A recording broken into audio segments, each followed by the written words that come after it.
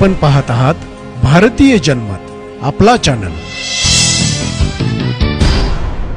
नमस्कार, मी मानसी धामणसकर। आपण पाहत आहात भारतीय जनमत न्यूज। नजर टाकूया त्याच्या ठळक घडामोडींवर। उपमुख्यमंत्री देवेंद्र फडणवीस यांनी ठाण्यातील दहीहंडी उत्सवात विरोधकांवर निशाणा साधला आहे। त्याचवेळी 2024 मधील विधानसभा निवडणूक आम्हीच जिंकणार असा दावाही त्यांनी केला आहे। 2.5 वर्षापूर्वी मुख्यमंत्री एकनाथ शिंदे आणि आम्ही पापाची हंडी फोडून राज्यात एक पुण्याची हंडी उभारली, अशी टीका उपमुख्यमंत्री देवेंद्र फडणवीस यांनी मंगळवारी ठाण्यातील दहीहंडी उत्सवात बोलताना विरोधकांवर केली। तसेच 2024 मधील हंडी आम्हीच फोडणार असल्याचं सांगत त्यांनी अप्रत्यक्षपणे विधानसभा निवडणूक आम्हीच जिंकणार असा दावा केला आहे। ठाणे शहरात राजकीय नेत्यांशी संबंधित मंडळांकडून दहीहंडी उत्सवाचे आयोजन करण्यात येते।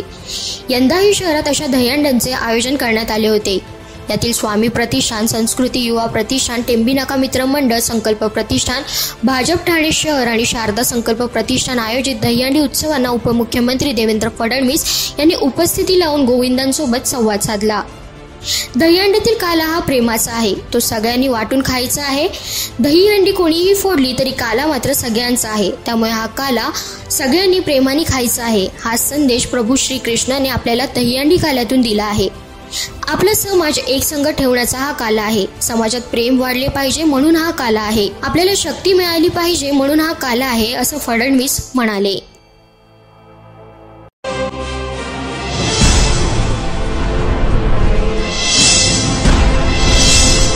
आपण पाहत आहात भारतीय जनमत, आपला चॅनल।